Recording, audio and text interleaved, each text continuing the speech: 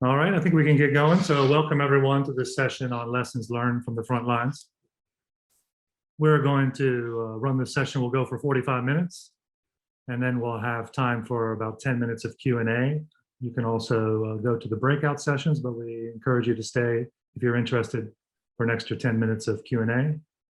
During the session, please feel free to put your comments and questions in the chat, and we'll gather them and for further discussion when we're ready for the Q&A. So to get going, I would like to introduce, it's a great pleasure for me to introduce our moderator, Laura Norris.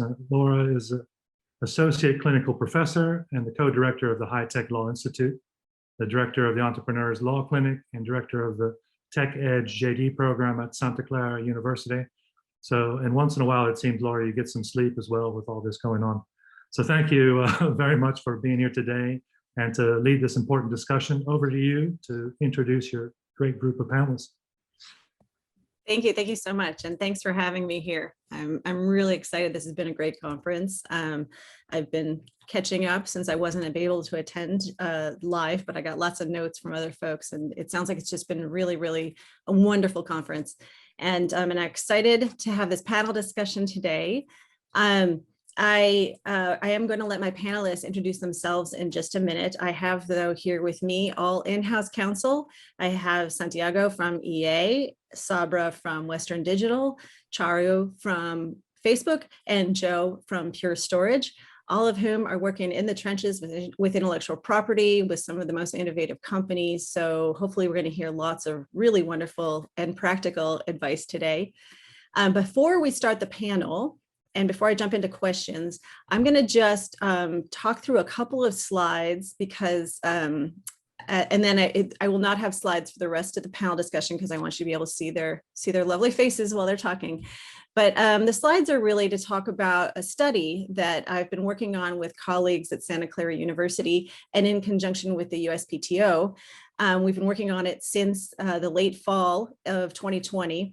Basically, the idea is we are trying to collect best practices on how IP managers and in-house counsel can better involve inventors, diverse inventors in the invention process. And I wanted to kind of set the stage a little bit about the study and how it's organized, the results of the study are organized, so that you can kind of understand how, some of the lexicology that we use when talking about these things. So I'm going to share my screen and hopefully it's all going to work. Okay, so here we go. This is our panel and you have all our bios. And like I said, I'll let everyone introduce themselves in a minute. So I didn't know that there was animation on. Okay, so the purpose of our study is really this, to uncover best practices used by IP managers. So really understanding kind of at the working level, the people who are actually in the IP pipeline in-house, uncover their best practices relating to diversity of involving inventors in the invention process. And the idea is we're creating, and I love this term, it was actually coined by Wayne Stacy when I was talking with him, the former director of the Silicon Valley, and now at Berkeley, Silicon Valley Patent Office. Wayne wanted us to create an insanely practical manual. So the idea is super practical level sort of stuff. And the idea is we're doing it from a bottoms up sort of approach. So, you've heard, throughout the last few days, and with the diversity pledge and everything, there's a focus at the top to try to get some of the top level management and entire companies to sign on to the pledge and to agree to diversity and to take steps relating to diversity and inventorship. But, there may be some folks on this call and some folks out there where that might not be happening in their companies, or they may not have the influence to have the highest levels of management be able to sign on to a diversity pledge. However, what we want to do is collect some of these practices that a in-house IP manager sort of person may have the authority to do themselves, even small steps that can help in increasing the diversity of inventorship. So that's the idea, is we're going bottoms up. We're not talking about top down here.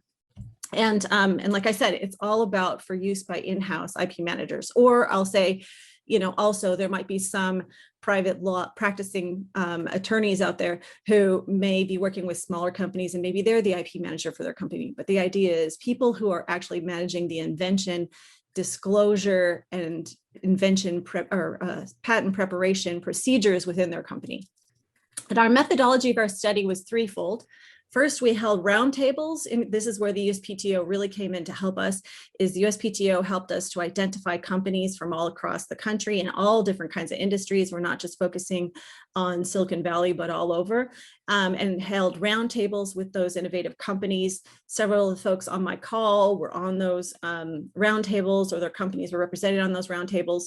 We also have had personal conversations with IP managers who would rather have one-on-one sorts of conversations. And then we have a survey. So there is a little bit of a request associated, a lot of a request from any of the folks on this call to please participate in our confidential survey, where we collect some of the information relating to maybe some of the things that you've tried in your company that could be really helpful to us. There's a link here, but what I'm going to do is once I stop sharing my screen in the chat, I'm going to put a link to that survey. And if you would please copy it, and if you haven't already participated, we'd love to collect your information. So what we've discovered, there we go. So what we did is we focused on these particular procedures. We broke it down, and this is what we talked about. IP awareness. There's a whole issue of IP awareness. We've heard a lot about that just this morning in the last panel, for instance, about how important awareness about the IP and IP process is for folks in the company. The IP disclosure process and things that can happen in the disclosure process. The decision and application process, like some companies and many companies have a patent review board that does that sort of thing. Inventor recognition and inventor incentive programs, and then data tracking and KPIs. And there's a lot on this conference talking about data tracking KPIs. So I'm just not going to talk a lot about that today, but we are going to talk about a lot of these other sorts of processes that happen. Okay, and I have questions. I'll take those off for now, and we will talk about, there we go, and we'll talk about the questions next. But first, let me just have my panelists briefly tell you a little bit about who they are and their functions in-house. I'll call them off. How about Santiago? You want to go first? Sure. Thanks, Laura. Mm-hmm. My name is Santiago. I am a patent attorney at EA. I'm responsible for managing the entire patent portfolio. Among other responsibilities, I also work on some open source licensing and litigation matters, but for the most part, my responsibilities are managing our patent portfolio. And this is certainly something I've spent a ton of time in over the last year and a half, and also got a chance to do a little bit of it at my prior company. So I'm excited to participate and to hear a lot more ideas from the rest of the panelists. Okay, thanks, Santiago. Charo. There we go, not on mute. Hi, I'm Charu. I am a patent counsel at Facebook. We've been working, I think, on this issue for about the last 2 years, and culminating in this awesome conference and the diversity pledge. Yes, I manage the Instagram patent portfolio and the development and operations team within the patent licensing and open source team at Facebook. Great. All right. Thanks. Sabra. Hi, everyone. My name is Sabra Truesdale. I work at Western Digital.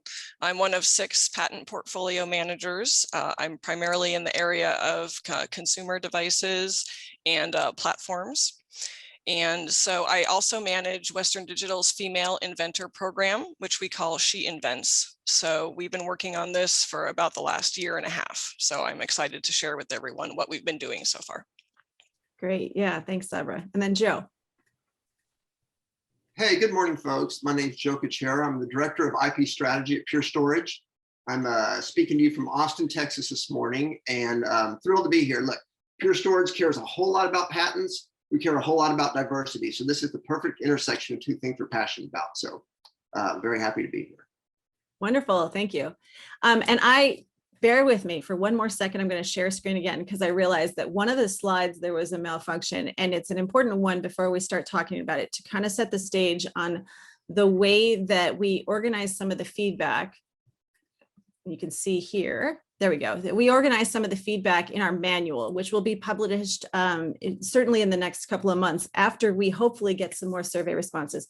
And here's what we found is we formatted the results in 3 different categories. Do it now, do it this year, and do it next year.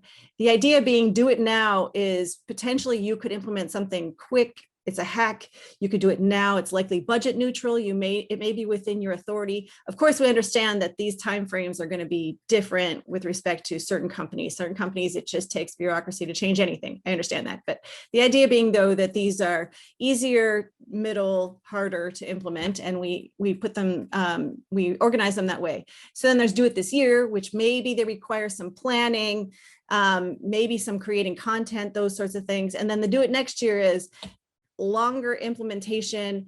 Maybe they need to be coordinated with different departments. Maybe they require budgetary planning or getting more funds. Maybe they require buy-in from high-level management. Those are the sorts of things. And then what we do, here are some examples of what we found in our survey and how we characterize them. So a do it now we heard in one of the panels was just changing the name on the invention disclosure form to a product disclosure form, because we've heard, I think it was even just in the last panel that we heard that the term invention can sometimes seem unattainable to people that are not involved with the process, and potentially just calling it a product disclosure form can change the intimidation factor. Do it this year could be an implementing an anti-bias training for the patent review committee that may already exist. Do it next year could be creating a design challenge competition to encourage innovation at all levels in the company. So the do it now, do it this year, and do it next year sorts of things are I might be talking about that in my questions to panelists, and I wanted to make sure you understood that. So first off then, can I just have each one of you, I'll call you off again by name, but let's ask each one of our panelists to talk about something they've implemented within their company relating to diversity of inventorship that appeared to be effective. And why don't I just go in the same order, Santiago? Sure.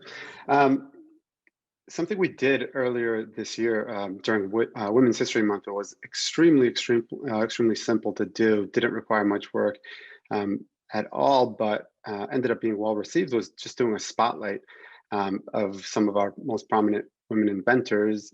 So we partnered with our women's ERG, and that really didn't require any buy-in from many other folks, certainly no impact on budget.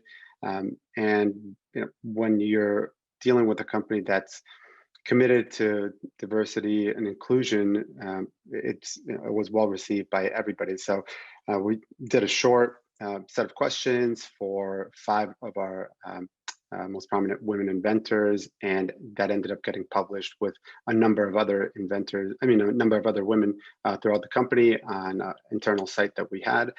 And I can't say that we had any inventions that came to us because of those spotlights directly, but certainly we've seen an increase lately, and it might have been that, it might have been some of our other efforts, and generally it was really well received, and I was really surprised by how interested the women inventors were to participate. I mean, we asked a number of questions, maybe 8, 9, 10 questions. So it wasn't just check a couple of boxes here, give us a few words here or there. We were asking for some time commitment from them, and they were just really, really happy to participate and share their stories about being women inventors. So that was something that so far seems like it's been a good initiative. Great. And can I ask roughly how long it took to implement that once you decided you wanted to do it to launch it? I mean, in terms of my time, it was a matter of putting questions together and then just working with the ERG. So I would say a couple of hours at the most. I mean, under 5 hours, I have to say. Wow, that's great. Yeah, thanks. And it was on the intranet, just to be clear. It was on the company intranet that you spotlighted them, or yeah? That's correct. And one thing that was also great is we usually send out a quarterly patent report to a lot of folks in the company, a lot of big stakeholders, and we include some statistics. And we also note a couple of patent applications that we filed that were really interesting that quarter, and then we'll mention 1 or 2 things outside of the statistics and filings. And that was one of the things we highlighted. And certainly there were a lot of folks that emailed me back and got a chance to see the spotlights through that email. And everybody was just, all of the emails that I received were very positive about the initiative. Great, wonderful. All right, very practical. Thanks, Santiago. Charu. Thanks, Laura. Same as Santiago, we've also implemented a program where we've highlighted inventors. So we do that every half. We highlight a diverse inventor, also on our intranet. And then one of the other things that we've recently implemented, or that we're piloting right now actually, is small group brainstorming for your inventors. So right now we've started with women. We'll be expanding that to other underrepresented inventor groups. But that has had, I think, a significant impact in that the group that we tried it on increased from 7% submissions by women to 22%. So that has had, I think, a really impressive impact. And I can see how it happens. You know, what we're doing is really working with outside counsel. We're using a specific method for brainstorming that tries to eliminate some of the biases we see in traditional brainstorming methods. It's called the 653 or 635 method.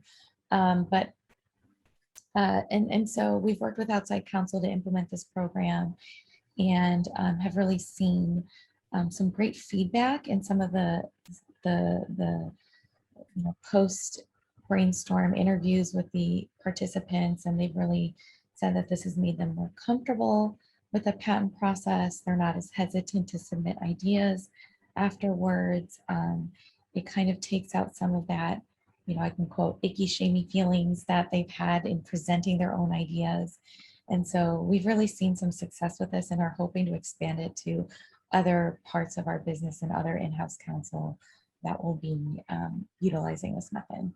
Great. Yeah. And we had a question for one of the participants as to how do you decide who runs the brainstorming sessions, and is it a male ally? Is it a diverse inventor? Is it a third party? Who does that sort of thing? So what we've tried so far, so we have someone, one of our in-house counsel that's responsible for the group that it was piloted in. So he is a male ally. He's very involved in the diversity and innovation initiatives at Facebook.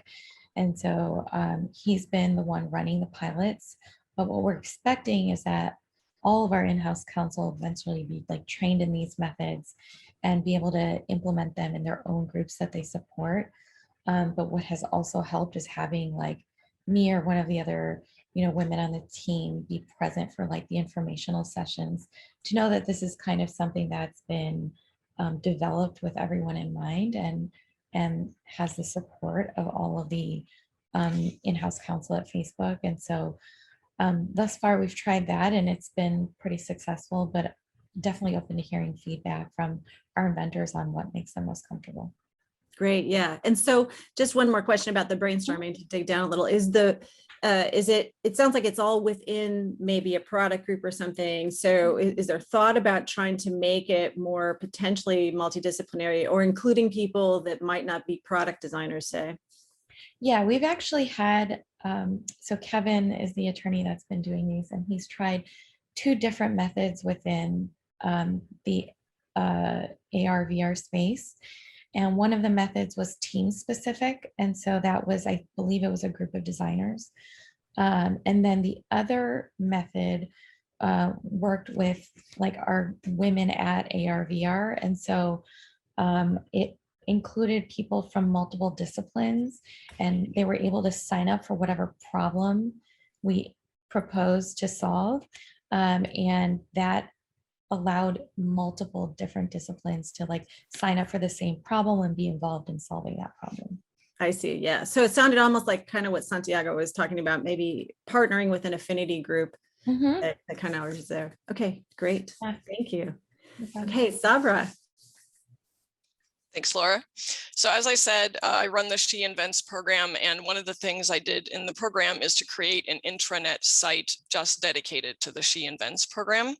So the purpose of the site is twofold. One is to provide inspiration, and the other is to provide information. So for inspiration, the purpose is to show our female technologists at Western Digital that there are other women before them who are inventors who have been successful in this field. And so as Santiago and Charu mentioned, part of that is profiling our female inventors within the company. And so some of those profiles had already been created and they were on our intranet, but they were very difficult to find. And so I assembled them all into one page. In addition to that, we also partnered with our internal communications and kind of corporate branding and marketing group, and they created, with the help of the patent team, particular profiles to highlight female technologists. And we spotlighted those on our homepage of our intranet so that the whole company could see them. And now there are links to them on the She Invents site. So that's part. And then another thing for the inspiration was we already had, a list of our US issued patents available to the employees if they wanted to see them. But we've been going through recently issued US patents and pulling out the ones that list female inventors and listing those on a particular page on our intranet site for She Invents, so that if women want to, or anyone, they can go to that list and they'll know that every patent on that list has a female inventor. And so if they're looking for maybe a technical contact or somebody to bounce ideas off of, then all the patents are listed by their titles, so you know what their technologies are. And so they could possibly find a mentor or a technical buddy that way. So that's kind of the inspiration part. And then the information part, we did create some brand new content for the site. So I created a document called, so you have an idea, what do you do next? And it just walks people from the very beginning through the process of, you have an idea, how can you, think about what problem am I trying to solve? How have other people solved it in the past? How can I find someone to discuss this with, a technical advisor or mentor? And then how do I go about, writing the invention disclosure? And we already had some of that information on the intranet about the nuts and bolts of how to use our invention disclosure tools. But this really starts at the very beginning of the process and it kind of guides people through that. So that was one thing, new content that we added to the intranet site. And then of course we have a link to our invention disclosure tool right on She Invents. So if somebody gets inspired and they want to create an invention disclosure, the information is right there. So that's one of the big things that we implemented. Wow, that's great. That's really great insight, isn't it? That if you really want to publicize and have people understand and these diverse inventors and their stories, you have to really use marketing techniques to get the message across, right? So it's not as easy as just throwing something on the intranet site, right? So it sounds like this was really purposeful to be able to reach the kinds of people and ensure that your message was actually getting out to the people that needed it. Yeah, we purposely chose, so the patent team, the patent prosecution development team, we decided who was going to be spotlighted. And so what we did was we did one female technologist from each of our primary geographic regions where we have a lot of inventing activity. So we had one person from the US, one person from Europe, one person from China, one person from Japan, and some people from Israel, and someone from India. So we purposely had some in each country. I see. Yeah. So also trying to bring in the diversity aspects beyond just the female inventor sort of thing. You were picking and I assume those are all places that Western Digital has offices. So you were trying to spotlight folks in all those offices. Correct. Yep. And we have significant engineering activity in all those locations. Great. Okay. All right. Thank you. That's very helpful. Okay. Now, Joe. Okay, Laura, this is, I'm going to throw out one that's been very effective for us. It costs $0. Everybody on this call can implement this today. And what we found is, again, I would encourage everyone, treat your role like a business, wear your business development hat at all times. If you've been doing that for a while, you'll have good relationships just with your client community in general. And you can really leverage the good rapport you have. So what we've done is quite often we're harvesting key features of products that are going to come out. There's generally primary senior tech leads that happen to, that are part of the architectural group or whatever, they're part of the design. What we do is having good relationships with them, I'd meet with them one-on-one, and I would encourage them, please intentionally bring a diverse inventor from your team. And, again, that's not a hard message to sell at Pure. I mean, they're on board with it. And they're like, well, I never thought of that. So again, that's real simple. They bring them along, but here's what I want to underscore. And I think this is so overlooked. If you have one takeaway from what I say, this is why I say you can do it and it will be effective. This person's probably, in many cases, I mean, they're new to the process. They've never been through it before. But what we've got to remember is they don't need to invent a new power source. All they need to do is contribute one incremental improvement on the idea. So it can be, I mean, they could be claim number 20, dependent claim number 20 in that patent. It doesn't matter. It still qualifies as contributing to the invention.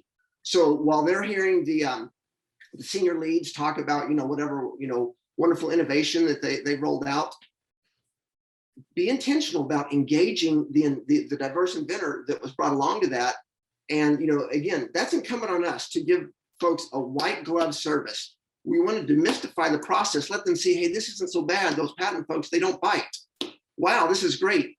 And it's a virtuous cycle. And we've seen it, right? We've gotten inventors on. And again, it was narrowly one dependent claim. And even then, I mean, it took a little elbow grease, but we got, it was legit and we got it on there. But then their peers started seeing, well, hey, if that person can do it, so can I. It's a virtuous cycle. And, we've definitely seen positive results from it. Wow, that's great. And so just to understand, because I know, oftentimes legal departments, given that they're administrative, aren't staffed as well as we all hope they would be, right? So, can we get an idea about this white glove treatment? How many, it sounds to me like you have a lot of patent attorneys running around doing this, but you probably don't. So maybe if you could talk a little bit about how you split up the work and how that works to be able to really engage that way. And are there tips and techniques in being able to do that if maybe you're working with large groups? Yeah, absolutely, Laura. I can definitely address that. And that's why, again, it comes back to this group. We set the culture, right? And then when we're onboarding outside counsels, again, we're demonstrating, the culture that we want to create. We expect them to model that. And so what we've done, Laura, is we have been so intentional about our outside counsel. We select outside counsel and we work with them, right? Initially, I'll work with them closely and they'll see kind of how I go about it, and they're quick learners. We look for outside counsel who also understand the value of white glove service.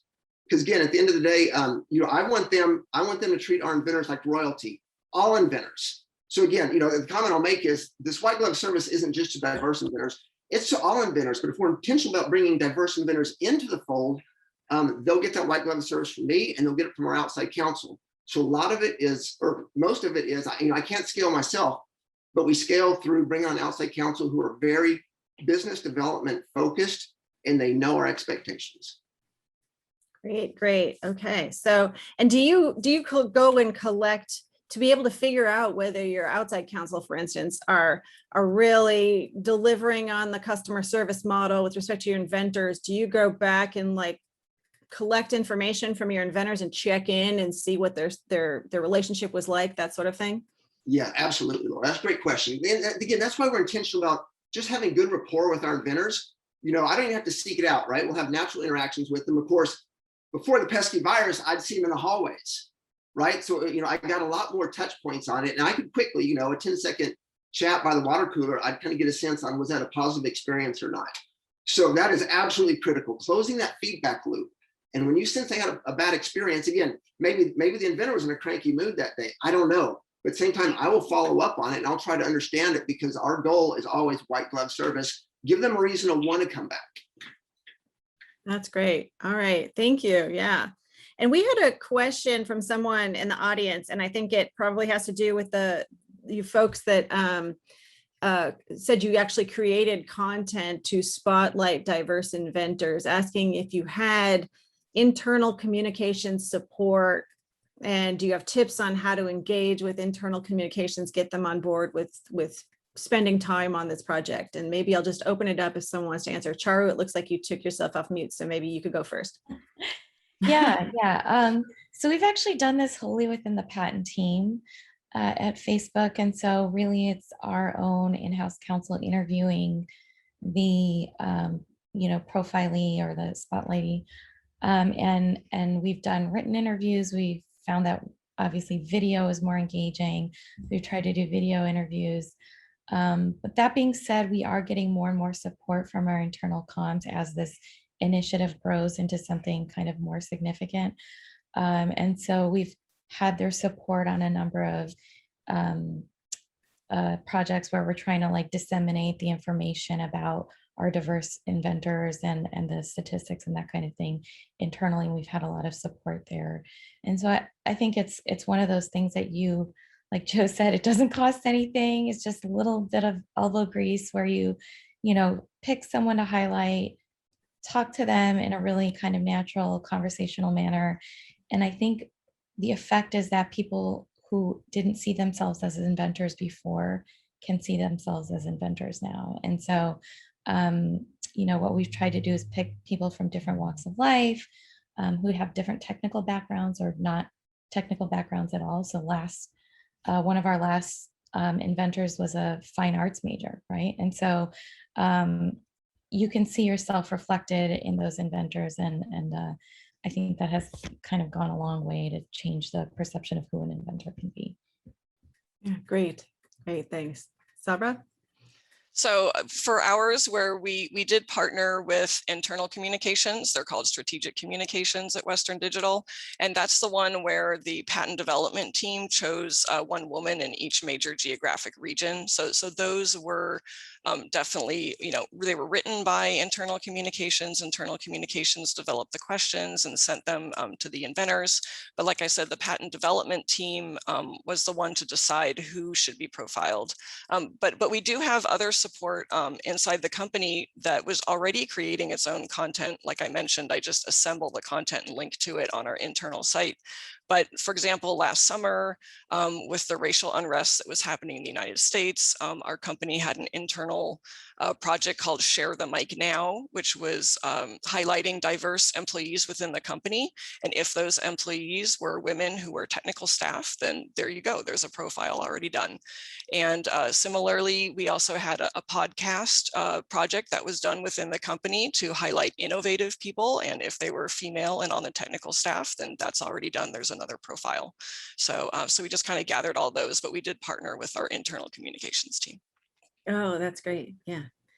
And then maybe I'll just follow up. I'm, sorry, but as a professor, I cold call people at times. Santiago, you did mention you had questions that you sent out to folks. Did you work with communications on that, or do it? No, we put them together, and we really wanted to get a slightly different angle than the questions that had been put together by our women's ERG, because we also want to get some patenting innovation related questions in there. So we put those together and we chose the inventors ourselves, but we did work closely with that affinity group. And I think that's a really easy way to get this information out there, because I don't know about others, but at least, our patent and IP team and legal team, we're not, doing internal conferences or sending out newsletters or anything like that all the time. So piggybacking on efforts that others throughout the company are doing and do all the time makes this super easy. So that was one example, the spotlights that were already being done by the Women's ERG this year. But we also did, for example, a panel at a conference, an internal conference that we had. It was called Career Week. And again, I didn't put together the conference. We just found out about it, and we thought it was a good opportunity for us to bring some diverse inventors there. So we approached the conference organizers. So looking for those opportunities makes this so much easier than trying to do this yourself.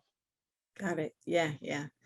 And Joe, I don't know if you have anything to add to that. I know your hack wasn't about, wasn't about communications, but you have anything to add to that on what you do at Pure?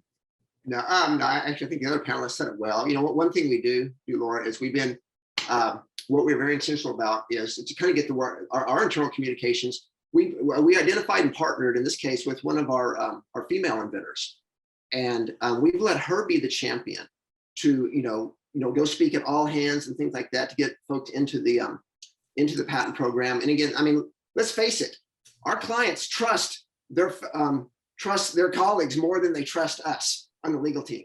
So what better person to have as your evangelist than, you know, in this case, a female inventor. We can absolutely correlate new inventors that came into the system, new female inventors in this case, because they, you know, because they responded to, you know, the role model that they saw. So again, choose somebody that's visible, that's vocal, and, you know, let them be your partner.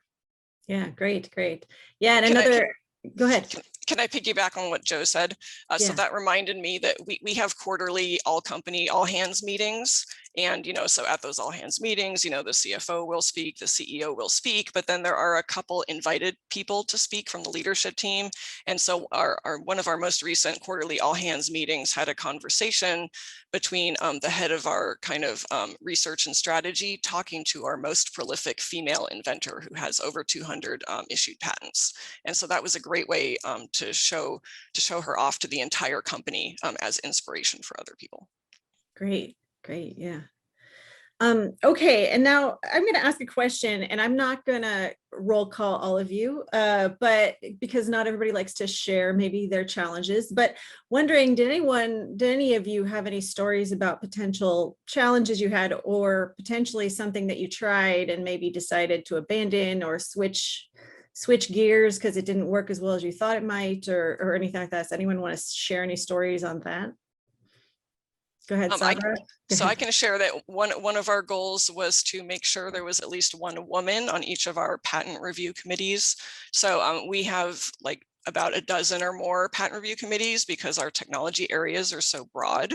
And so each patent attorney is in charge of managing, you know, their own patent review committees. And so we were trying to get at least one woman on each committee. And that took some doing because, you know, sometimes we don't just put someone on the committee. We ask the technical, you know, management, you know, who they would recommend. And so we would tell them, you know, this committee doesn't have any women on it. Can you please recommend some women? And then we'd get some pushback. Not necessarily they didn't want women on the committee, but they didn't think the women were senior enough or experienced enough. And so we would try to emphasize to them that this was a learning experience. And if it really got down to it, I think, you know, one compromise could be that maybe if they thought the person wasn't quite experienced or senior enough, maybe they didn't get a vote in terms of, you know, deciding whether an invention disclosure was approved for patenting or trade secret status. But in the meantime, the women would be added to the committee and they could learn, you know, they would be in on all the meetings, they could see other people's invention disclosures, and they would grow into the role. So I think, you know, there were some challenges, but we succeeded. And so at the very beginning of this process, only 19% of our patent review committees had any women on them. And now 100% of our committees have at least 2 women on them. We've tried to, you know, first we started off with 1 and now we've got 2 on each committee. All right, doubled your goal. That's great. Yeah, and you know, it's an interesting idea there about potentially, you know, creating whatever board observer roles, or even, you know, patent review committee and training folks, you know, that can attend the meetings, and maybe that could be a regular process. That's a good point. Thanks. Charu. Yeah, so I think when we first kind of started down the path of looking at this issue internally, one of the first events that we attended was the roundtable with Director Yanku and Congresswoman Lofgren, and it was 2019.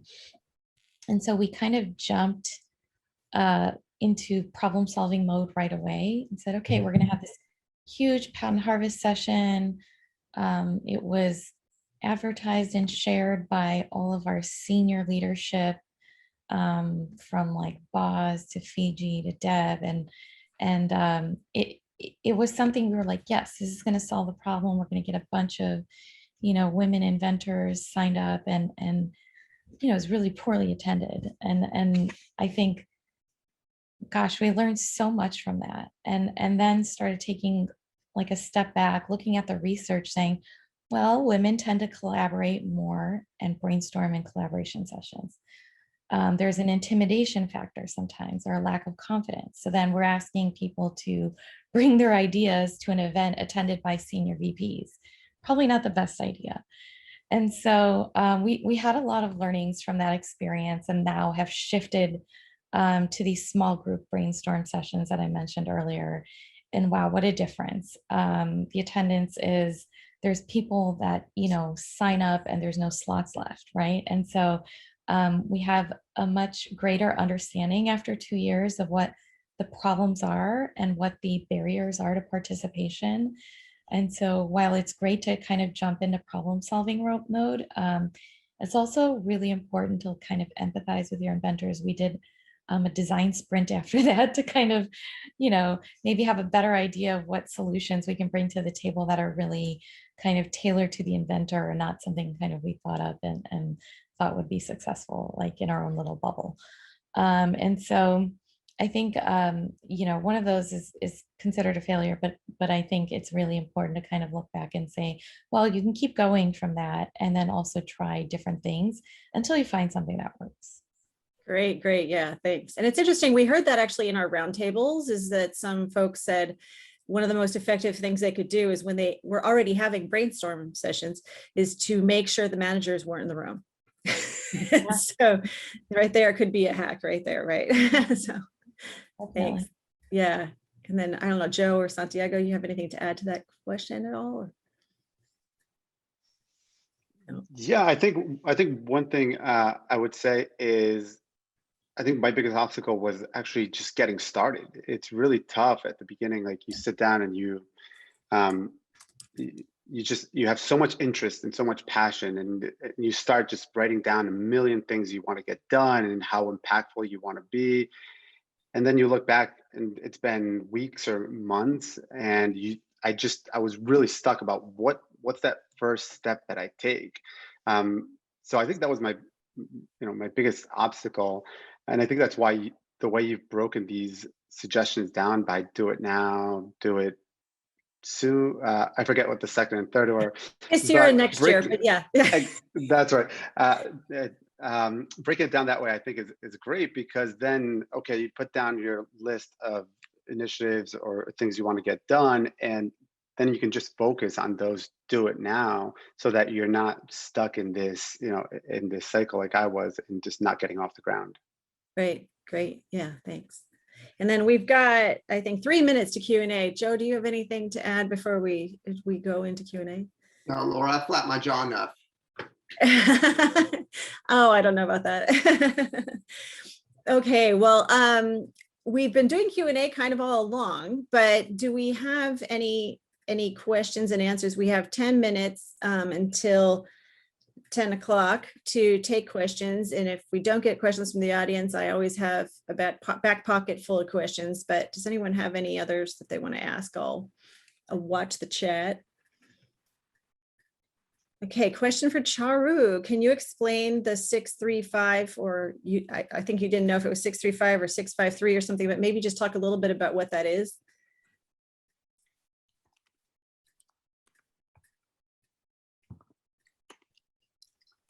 She's trying to get off mute. We're waiting. Sorry, Okay, yeah, trying to get off mute, and also I think it froze for a sec for me. Yeah, so I think it's something that one of our outside counsel, as you'll see in the chat, Asan, came up with. He did a lot of research as to like what methods would eliminate specific kind of biases, and the ones that we were like most concerned about was having it, one, be a collaborative process, but also one where, the loudest person in the room doesn't kind of take the floor. And then, if I'm more introverted, then I kind of hesitate to participate. So what it is really focused on writing down your ideas. And so I think the first session we tried was like written only, and participants write. So you're presented a problem. I think we found that being presented that problem ahead of time is actually really helpful, so people can kind of think about it ahead of time. And so you write down your solutions for 5 minutes to that problem. And then when the 5 minutes are up, you pass your papers around, or, however you're doing it. If it's virtually, use a Google Doc or something like that. And then you start a new 5 minutes, and you can review your peers' work. And what we've also found there is to kind of have those without the name, so you don't know whose you're getting, and there's no bias implicitly in like knowing who it is. And then you either add on to those ideas or come up with additional ideas that might have been sparked from your peers' ideas. And then the second session is more traditional, where you kind of look at those ideas that you've come up with and then narrow down on 3 to 5 of the most patentable ideas and kind of work on those and talk about alternative embodiments. Oh, great. Wow. That sounds really, really helpful. And I see that Jeremiah actually posted a link to explain it a little bit too. Yes. So folks Yeah. are interested. That's great. I just did want to mention, I know Bowman put it in the chat, but I'll just channel my law professor mode. Anyone who wants to be excused can be excused if they want to, and anyone who wants to continue to chat on the Q&A can. So, because I know that there's a networking thing that's happening. There's a question here for Sabra. When you got 2 women on each one of your patent review committees, what was the impact? Did you see more women inventors advancing through the committees and getting patents? So we are going to evaluate the impact. We haven't had a chance yet. So our company operates on a fiscal year that starts July 1st and ends June 30th. So we just finished a fiscal year. And so most of our She Invents efforts were happening during this fiscal year that just ended. So we will be comparing the female participation statistics on invention disclosures from the fiscal year that just ended to the previous fiscal year. We're not exactly sure what those statistics will be attributable to, because we did lots of different things with the She Invents project. But we will, circle back, I think, with the female IRB. That's what we call our patent review committee, invention review board, our female IRB members. And I can just give one concrete example, which is we've launched a bunch of mentoring programs and based on different geographies or different engineering teams.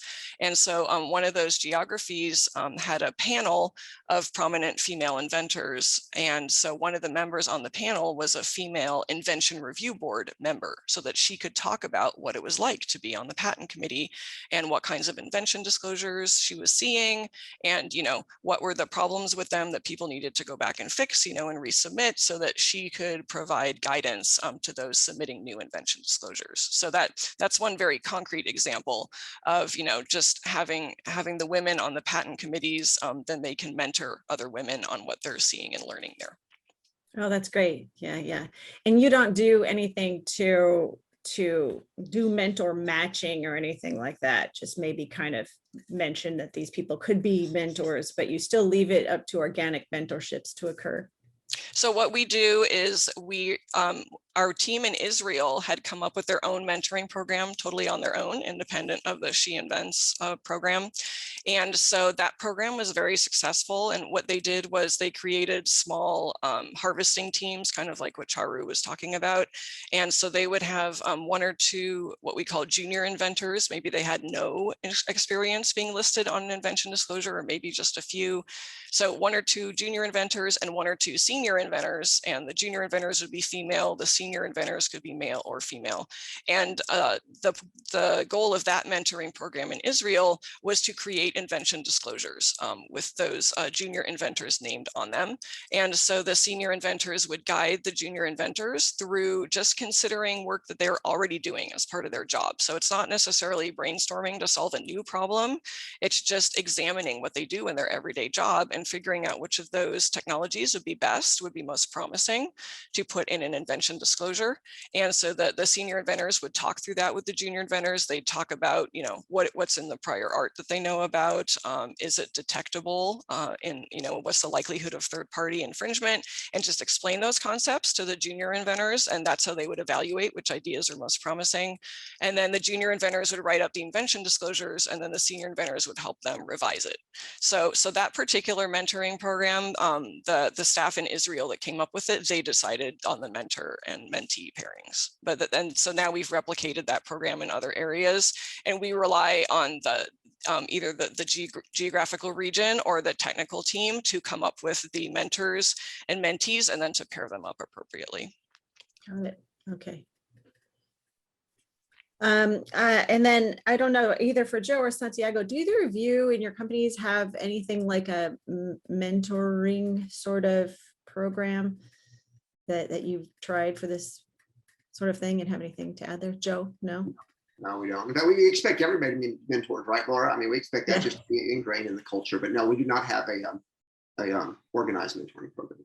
Yeah, yeah. Well, it sounds like you have such customer service that maybe you don't need as much mentoring there. Yeah. And Santiago?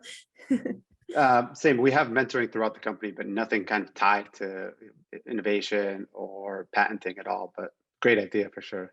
Right. Yeah, yeah. Okay. Does anyone else? We have 5 more minutes of Q&A. If anyone has any other questions for these panelists. Just wait a sec in case anyone's typing.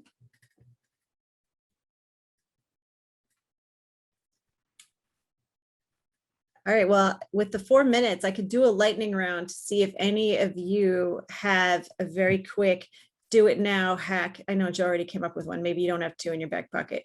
But does anyone have a really quick hack on increasing diversity of inventorship? We'll just go quick. Start Santiago, do you have one? Yes, changing the content of patent applications. So one thing we've started doing recently is the people that we illustrate in our patent application, in our figures, we've started not just using the same traditional Visio stock figure that everybody uses in theirs, but actually including children, older people, people with different skin tones, different hair, different clothing. We thought that was important because sure, one thing we can do is try to target inventors and try to get more diverse inventors. But I think another important thing is for inventors, when they're working on patent applications and eventually being inventors on patents, seeing themselves or people like them reflected in the patent application drawings. And again, that's something that takes absolutely no time and has been really well received. We're actually giving inventors the option of themselves selecting from some assets that we have and picking who they want to see represented in their applications. Wow, that's a great idea. Thank you, Santiago. Charu, do you have one? Yeah, yeah, that is a great idea, Santiago. I like that. One of the things that I think has really been helpful, and I didn't get to talk about this too much, but is surveying your inventors. And so we've constructed a survey, and I don't think it was a do it now situation, because it took a lot of time to kind of get it going, and we put it out to like 7,000 of our inventors. But you can do that on a much smaller scale. Just talk to any one of your inventors, ask them questions about the process, understand their experience, and you'll see that you can really have an impact on one, making them more comfortable with the process, but then 2, understanding what the barriers may be for different diverse groups. Great, thank you. All right, Sabra. So this isn't necessarily a quick hack, but it's just a way of thinking. So you had talked earlier about problems and obstacles that we'd faced. So one thing I just mentioned that we have mentoring programs that we're trying to launch all over the world. And it turned out that in one of our geographies, the idea of the mentoring program, when it was first presented and kind of kicked off, the female technologists in that area had a negative reaction to it. And the purpose of She Invents, our female inventor program, is to support the female inventors however they see is best for them. So just to keep that in mind, that people in different geographies or different business units may have different views on what can help them and what's not helpful to them. And so in this particular case, after the mentoring program was kind of announced and introduced, then a survey was done in that geographical area and some individual discussions, and we determined that our mentoring program, as we had envisioned it, would not work in that area, and the women would not appreciate it, and it would not be helpful. And so then we worked with them to determine what would be helpful for them. So I think it's just something to keep in mind, that it's whatever the female inventors and technical staff think is good for them is what you should do, in that business unit, in that geographical region. Great, yeah, so meet people where they're at. I like that. Thank you. All right, and then Joe, last word. Laura, quick hack. We did this hack to our inventor swag program. So I know most companies give cash incentive for submitting ideas, getting filings and whatnot. We don't. We give swag. We give not just swag, though, not just generic stuff. Awesome swag. I'm surprised that swag is a more incentive than cash. I find it hard to believe, but folks, trust me, it is. Inventors love recognition. They love killer swag. They can walk around there, among their peers with. It works. It really works. By the way, quick plug, ping me after this, just personally, and I'll send you an example of our swag that changes every quarter. But here's my comment. We looked at our swag and we realized, we could be offering even more diverse offerings, right? Not everybody wants a high-end, robotic Lego Mindstorm. So we offered some really cool, diverse offerings, and it's been a hit. I mean, it's been a hit with all of our inventors. In the one unexpected thing, it's even been a big hit with our non-diverse inventors in that they all want to look like heroes. So when they get awarded one of those, they all want to take one home to their significant other or whoever. So it was a win-win all the way around. But that was a really, that was a cool hack we did that was pretty easy. Great. All right. Great. Thank you. Okay. Thank you all very much for being here. These have been insanely practical, which is exactly what I wanted. So I so appreciate you.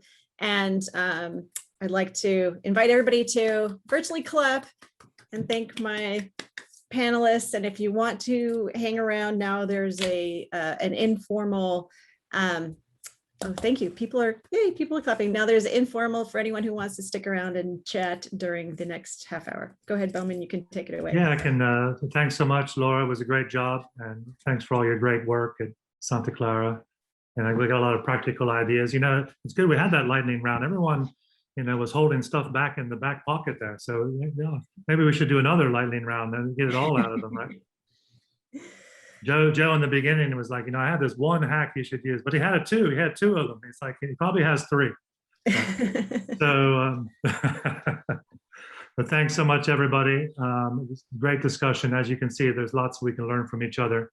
If you all would like to go to the breakout session, we'll all be meeting there in smaller groups to network. And then we'll be back after a break with the next sessions a little bit later.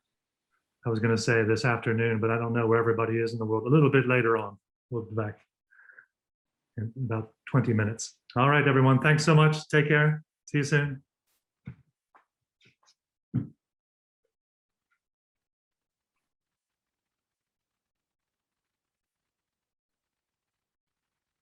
Thanks, Laura.